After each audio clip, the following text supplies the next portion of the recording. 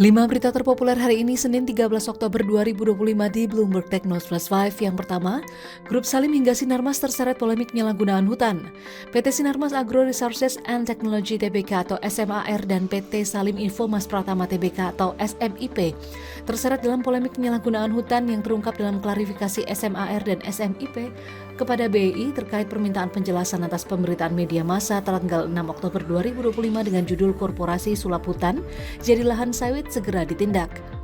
Korporat Sekretari SIMP Meika Ayuningrum pada Minggu 13 Oktober 2025 dalam surat klarifikasi mengaku telah melengkapi perizinan tambahan terkait bidang tata ruang dan kawasan hutan. Pihaknya juga mengklaim telah mengajukan permohonan perizinan sesuai Undang-Undang Cipta Kerja, namun hingga kini tak kunjung menerima surat pemberitahuan maupun sanksi administrasi dari instansi terkait. Sementara Wakil Direktur Utama SMAR, Jimmy Pramono menjelaskan pihaknya telah memenuhi semua aturan lama yang sebelumnya berlaku. Namun karena perubahan peraturan dalam kawasan hutan dan tata ruang, maka sebagian kecil areal perusahaan yang sebelumnya berizin lengkap perlu menyesuaikan dan melengkapi tambahan perizinan. Kedua, OJK putuskan pihak yang wajib ganti rugi korban pembobolan RDN. OJK memastikan kerugian nasabah imbas pembobolan rekening dana nasabah atau RDN menjadi tanggung jawab pihak terkait. Hal ini diungkapkan Inarno Jayadi, Kepala Eksekutif Pengawas Pasar Modal Keuangan Derivatif dan Bursa Karbon OJK pada Minggu 12 Oktober 2025. Pembobolan RDN ini terungkap setelah sistem transaksi sejumlah perusahaan efek atau PI atau broker seperti RHB Sekuritas dan Panca Global Sekuritas mengalami gangguan sistem transaksi. Guna menanggulangi hal ini, OJK kemudian menerbitkan surat kepada PI dan Bank RDN yang menekankan peringatan keamanan teknologi informasi dan penguatan manajemen resiko, termasuk perbaikan fraud detection system. Ketiga, Surya Darmadi ingin hibahkan aset kebun 10 triliun rupiah ke Danantara.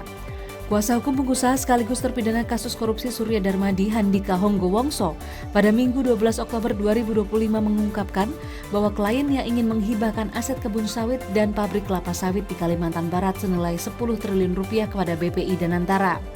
Menurut Handika, hibah ini adalah bentuk tanggung jawab kliennya untuk menyelesaikan kewajiban keuangan kepada negara.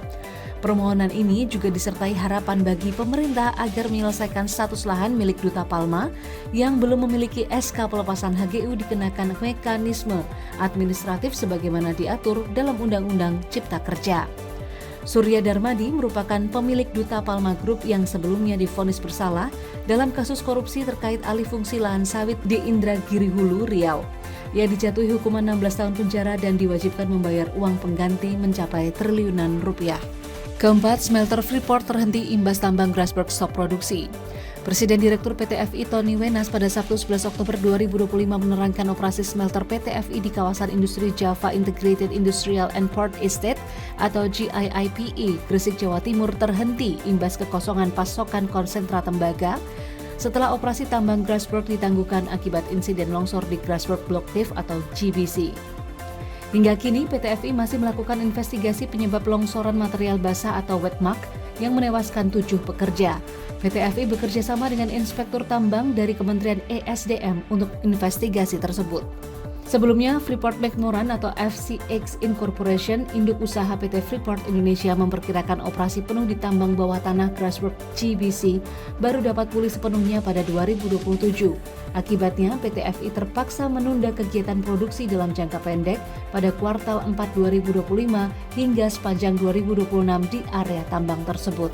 Kelima, transaksi saham CBRE membludak sempat sentuh 1 triliun rupiah.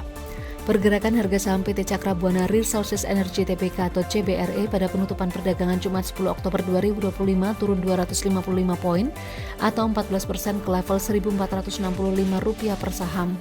Penurunan ini membuat saham CBRE mengalami auto reject bawah atau ARB. Meski demikian, saham CBRE masih memberikan return hingga 16,73% sepekan terakhir.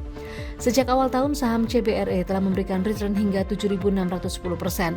Akselerasi saham CBRE mulai terlihat sejak awal Agustus dengan harga saham di kisaran Rp85 per saham.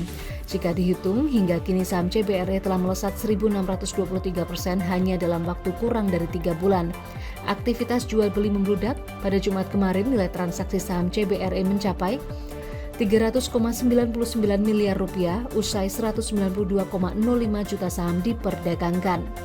Sejalan dengan kenaikan harga, market cap CBRE yang sebelumnya hanya berkisar ratusan miliar saat ini mencapai lebih dari 6 triliun rupiah.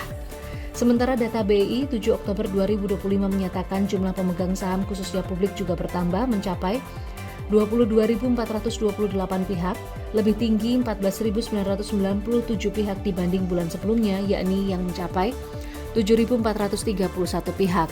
Itu dia 5 berita terpopuler pilihan Bloomberg Technos hari ini. Ikuti terus update selanjutnya di www.bloombergtechnos.com.